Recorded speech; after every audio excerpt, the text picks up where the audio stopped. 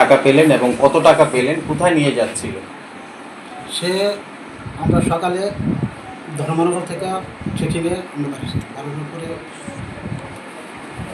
ইয়েতে ট্রেকিং করতে করতে আমরা পানিসাগর যাওয়ার পরে ট্রেনের মধ্যে পানিসাগর যাওয়ার পরে ওকে একটু সন্দেহ হইলো, ওকে জিজ্ঞাসা করলাম ব্যাগের মধ্যে কী। তো ও একটু দর্শাদর্শি করছিল যে কী করে লাভ দিয়ে যাবে, নেমে যাবে, এই যাবে, এই যাবে, এরকম করছিল। তখন আমরা তাকে ধরে নিলাম। কী নাম তার? রাহুল।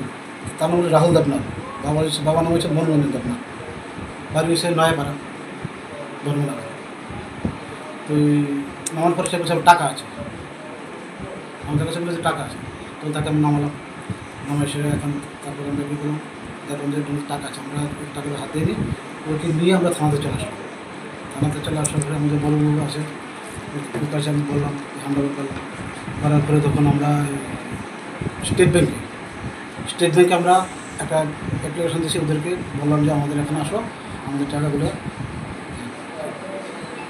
গণে দেওয়ার জন্য। ওরা মেশিন টেশিন সমস্ত কিছু নিয়ে আসলো, আসে ওরা দেখলো টাকাগুলো গণা টরে দিয়ে এখানে 23,98,900 টাকা আছে। টাকাটা আমরা রিকভারি করেছি।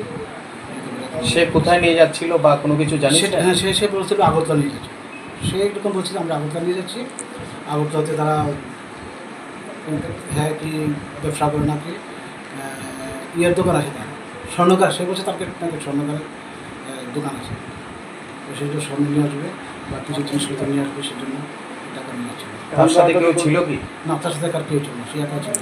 সে কি সোনার দোকানের ব্যবসায়ী? সে বলছে যে সোনার দোকানের ব্যবসায়ী, কিন্তু সে ব্যবসায়ী না, কিন্তু তার দোকান আছে একটা, জুয়েলারি একটা দোকান আছে। কোথায়? ধর্মনগরে একটা জুয়েলারি দোকান আছে। টাকাগুলো কি কোনো বৈধতা পাওয়া গেছে? না, এখনও যে টাকার কোনো কিছু পাওয়া যায়নি। এখন বৈধতা হচ্ছে আমরা ওটাকে ট্যাক্স অফিসে আমরা জমা দেবো, ওদেরকে আমরা চিঠি লিখেছি, ওরা নিয়ে যাবে, ওরা বাকিটা দেবে। কটার সময় ধরা পড়ে? ধরা পড়েছে 6:30 থেকে 7টার মধ্যে সকালে।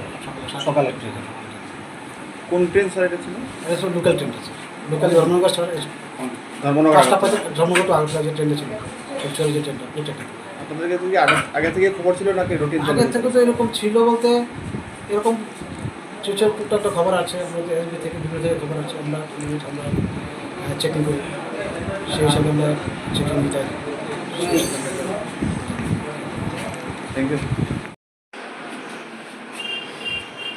একটু সাইডে যাও, একটু সাইডে।